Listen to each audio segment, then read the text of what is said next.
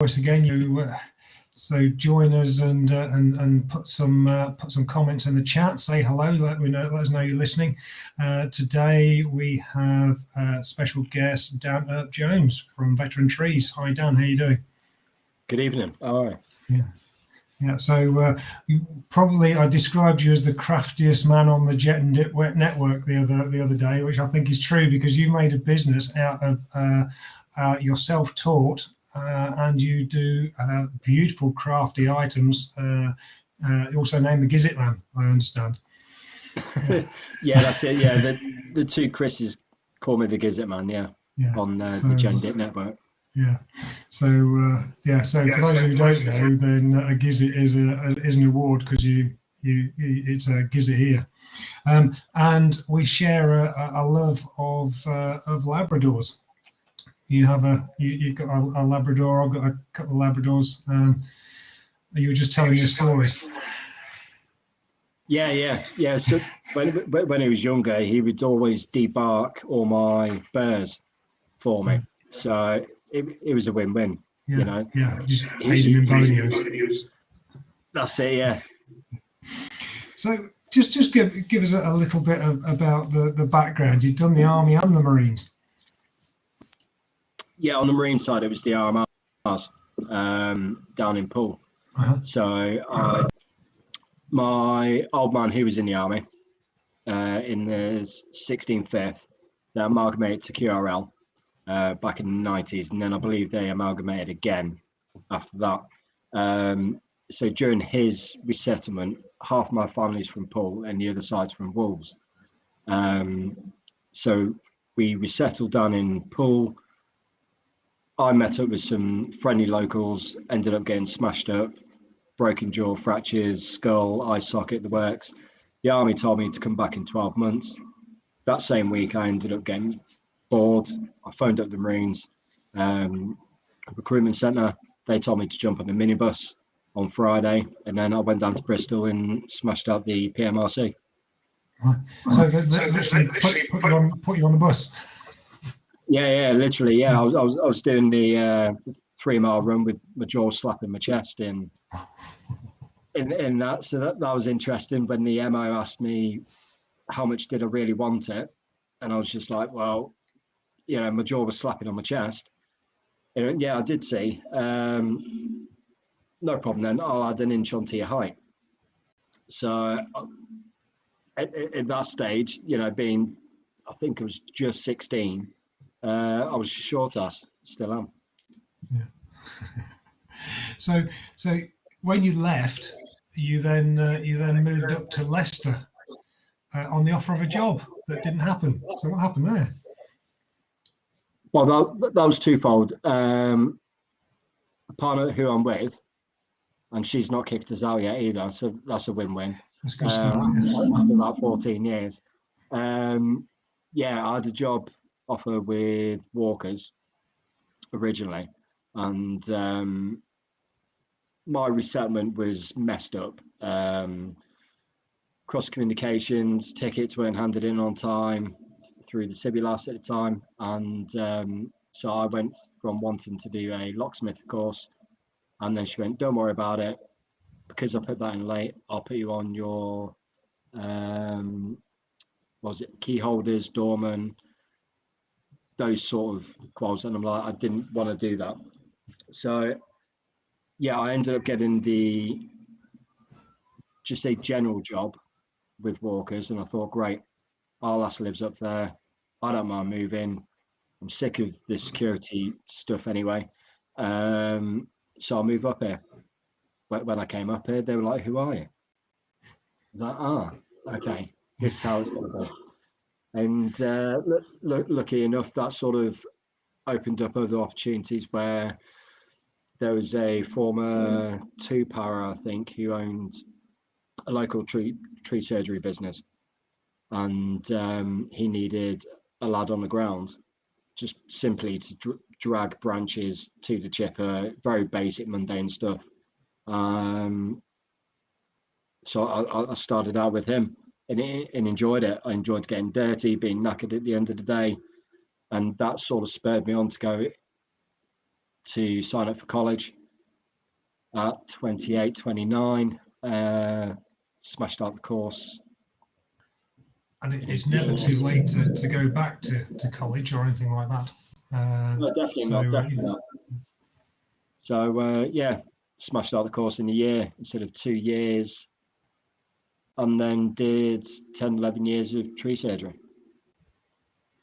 And yeah, so you went and did that with the council. So you got all your tickets. So it's interesting. Although you ended up with an issue, not turning up for a job that wasn't there, or they'd taken away. You know, pretty resourceful and get something done. And there you are with qualifications and working for the council.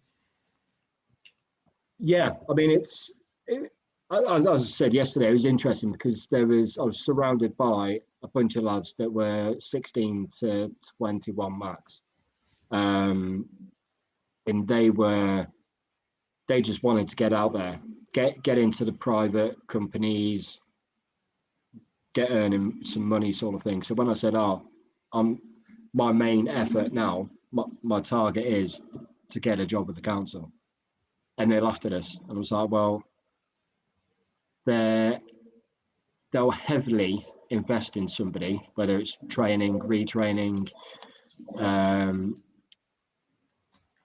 There's more of an opportunity for promotion and other courses outside of tree surgery. So I got my ILM 2 and 3 from the council as well.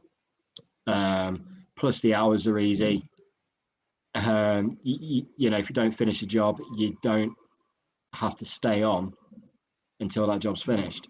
But in the private sector, you would, because I've worked in both, and done my own bidding as well on jobs. So yeah, it was good, especially in summer. You could finish work and then go and start a small job, you know, which you quoted for yourself. Yeah, and now just going back a little bit, you'd moved up to the Leicester area. You'd got this work. You were at college, and you also had a child come along as well. So you were busy dad, student, and doing 40 hours a week or whatever. So you're not a chap to rest on your laurels. Yeah, that was all within the same week. But yeah, that was all in the same week. Starting college, starting a storeman job at M&S, and then having our first son. So yeah, it was interesting times. Yeah, a lot there. We've got Richard has popped in. He's in the pub. So we're obviously on his laptop in the corner. So he's in the pub. Nice one. Make sure it's only more than 1 pint of IPA. And we've got Debbie here as well. Hi, Debbie, another veteran. I think you're an honorary member of just about every regiment in Scotland, I understand, Debbie. Productive and lovely day. Yes, it's been productive. But yeah, hi, and yeah, keep the comments coming in. So, what made you move from what you were doing then, the tree surgery, into what you're doing now, and how did you stumble across it?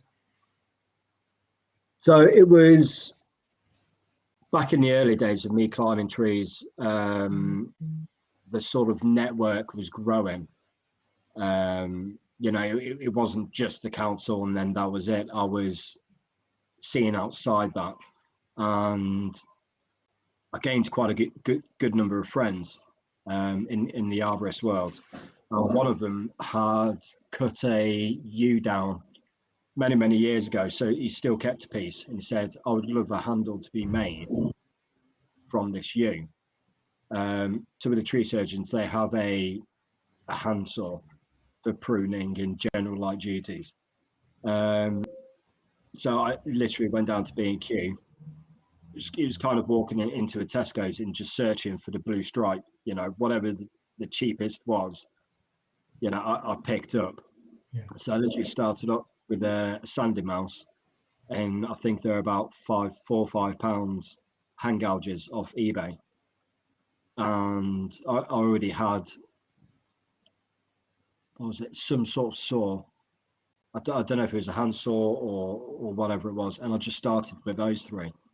And since then, I was already getting my fizz in during the day by climbing the trees, but I needed something to sort of occupy my mind, and that came more into play when I had my first breakdown with my PTSD in 2015. And slowly but surely, it was mainly on Facebook. I was getting requests of, can I carve somebody's regimental logo or insignia? And it was very, very basic. And I kind of grew quite quickly from that and making stuff for friends and family, to then adding epoxy resin into the cuts, just to try and highlight it a bit better. And that's what I've been kind of doing from then till now, is always trying to adapt what I'm doing to make it an even better product, and looking into markets of, for example, Christmas gone, there was a whole bunch of businesses I noticed that laser engraved slate. And after looking, there was only one real source of being able to get something carved, very basic carved into slate, and that was if you wanted a house sign made. Yeah. So I was like, okay, well, there must be a reason why people aren't carving slate, whether it's a figure or a musical instrument, or why haven't businesses got a business sign in a massive slab of slate? So I spent about 4 months in my own time, in between jobs, snapping a load of bits, snapping slate, you know. And I was almost at the point of, right, this is costing me a bit too much money now. And this is why they don't do it. Yeah. And after fine tuning everything, I finally managed to get I think it might have been the Globe and Laurel was the very first sort of slate carve, and it might have been in the in a coaster, in a cheap slate coaster. So from there, it's just grown. There you go. You've got some business coming in here from Debbie. Lovely last Debbie. I've had a couple of chats with her this week. Now, I'd love to know who LinkedIn user is, and there's a where I'm obviously not a first level connection with this person, and yeah, just bung your name in the comments, and we'll see who you are. So yeah, so you've got a lot of people, especially through GenDit, know about you and what you do. But let's just have a look at some of the work you do, and we've got some here. Just bear with me when I get the right page up, and I can share it. This is where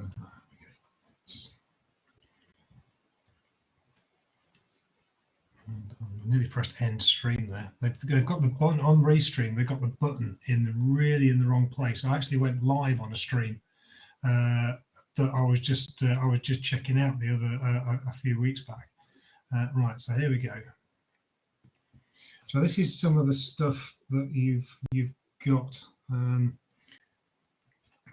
So that's a plaque that you made for Black Onyx. Now that doesn't do it justice. So we've got the angle here, so we can see how beautifully that's carved. And you did this all yourself. You totally self-taught with this. No training, no courses or anything like that. It's totally self-taught with you and your machines. Yeah, definitely. It was just looking at that first picture. Yeah, it doesn't seem massive at all, but it was 800 by 600 wide, so it's almost a meter long. And that slate came directly from a mine in North Wales. So that was the very first large slate piece and a piece from the mine. So there was a lot riding on it. I could have done it. I think I did it in about 4 or 5 days, carving it and then doing a wet sand to give it sort of a wet look polish, and then final tinnovation on it. So, but yeah, it went really well. He did love it. It's just he's chuffed. He's smiling anyway. And then we've got I've got another one. I'm clicking the wrong button here. We've got some more here. So they're absolutely beautiful. So this, you've got the Hercules here, and then you've got this. Tell us about this one. This the Memorial Expedition. Right. So it was. There's a few gentlemen from Poole that have always, come to me and asked me about different gizzards, whether it's personal or to gift.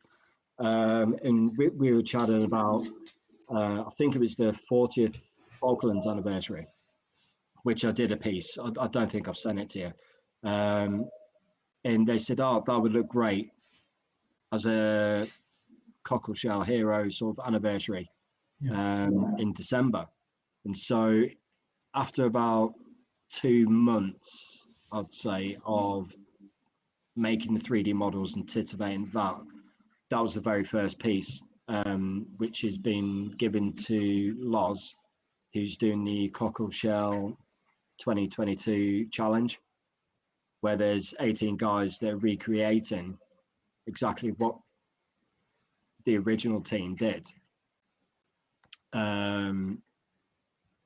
So it's a topographical carve of Copenhagen, Poole logo. Then you've got the Cockleshell monument or statue, and then some basic text. Yeah. And then these. So these are Slate as well, are they? Yeah. So the one on the left is the same Slate. I can't pronounce it. In the Welsh name, but that's the same Slate as the large black onyx piece. So that's more of a wall hanger for the Joint Expeditionary Force. That's amazing, because you've got that, and then you've got the black onyx piece there. Obviously, that's one's polished, one isn't, but you wouldn't know that they're the same material. Yeah, it's and then again, it's the one on the right is it Metropolitan Police coaster? Yes. So the coaster is most probably 6 times smaller than the Jeff piece, but I'm just trying to get through all the stock I decided to buy as wholesale in the Slate, and slowly change over to all the stuff that I'm getting now direct from the mines. So you can already see the direct or the distinct colour, within the grey Slate on the left and the more black colour on the Metropolitan Police coaster. And the cheap stuff tends to have a lot more, I call it rubbish, so fake gold and fake silver deposits and things like that. But I still quite like it. It all depends on the person's look. And this is going. Obviously, you built yourself a workshop out in the back garden, and totally again. So you've built yourself a workshop from scratch, practical guy. Brilliant. And this one, I love this one. Yeah, so that was a test piece. I did a model of that. I think I saw a picture online somewhere, and it had the Corps flag on it. And I looked at it, I was like, that would look amazing as a carve, even if I just did it for myself. So that was only about the size or the length of a A4 bit of paper, maybe just over 300 mils. And then I almost had trouble trying to sell it. Normally when I'm on LinkedIn, I'll pop up my test pieces that I think are good enough to pass on to sell. And I think it took about 3 goes to try and get rid of that, because everyone I was trying palm it off on, in a sense. They're like, it's a bit too small. I'll have something bigger. Right. So you got work as a result of it. Yeah, definitely, yeah. Yeah. But is that slate as well? No, that's wood, and then I've Right. ended up painting it. So I'm not a massive fan of painting, because most of the wood, as I was saying the other night, it's sourced from the trees that I've climbed, dismantled Yeah. over that 10-year period, where they were heavily storm damaged in, pest diseased or in a subsidence claim. I've been really lucky where the majority of it has got either fantastic colour or fantastic grain in it. Most of it has got both, and so I just don't want to waste Yeah, the natural look. that natural look, to what it can offer as a final product. And I'm not a massive fan of pine. I hate softwoods. I'll do it if needs be, but most of the time I'll turn it away. Yeah, it splits. and then you've the one on the right. This is the one that this is the one for the paras, yeah. That's it. Yeah. So that's Yeah. my version of the para totem pole. Yeah. And how big is that? I think that one was, again, only about the length of an A4 piece. Yeah. So again, it was a tester. I've had a para who's been wanting some coasters from me. Yeah. And then, of course, Commando 80, a couple of that you've done here. And what are they? Are they slate as well? So the one on the left is a 0.5 meter long slate serving board, and I'm in two minds whether to put some handles on it or not. I think I might, and it will have to be brass or copper to go with the paint that I used. And then the CG statue on the right, again, that's wood. And then, so if you see anything that's black with copper highlights where I've dry brushed it, majority of the time it will be wood, and it'll be part of my blackout series. It's just the name that I kind of given to it. It's giving somebody the painted look if they're not into the wood kind of finish. It's simple enough, but it's effective. Yeah. So I mean, what started as you mentioned earlier on, you had a breakdown. What started off as something therapeutic, as a to help you as a coping mechanism, has turned into a business, and is doing quite nicely. There's a lot of stuff. There's a lot of stuff that I see you put out there. Quite a little success story, I think. Yeah, I mean, it's always a winner when somebody's going to pay to do your own therapy. Yeah. It's but then on top of that, because I'm a hands-on person, I can carve and be in the cabin for 16 days and 16 hours a day and stuff like that. Whereas I don't know enough about running a business behind the scenes. So I've been really fortunate, especially with LinkedIn, that when I have sort of cold emailed somebody, whether it was, I really love your logo, I think it would look, absolutely hoofing in Slate or whatever it is, and have gone, yeah, let's talk next week, or we'll talk in an hour. And the sort of network from individuals to them becoming friends and then offering their services, whether it was, I know you're struggling with a business plan, let's set a time and then we'll run through it and we'll get a basic business plan in place. When we spoke and he was like, oh, do you know Zoe from RMA? And I was like, yeah. And I spoke to her, and now she's matched me up with a mentor. Excellent. So it's a slow but sure progress. But you know, over the 2 years in lockdown and things like that, I was on a government funded course, very, very basic, but it was there to please the masses and not the individual. So there was only 6 of us. Everyone else had a website. They already had their business up and running, but they didn't have social media.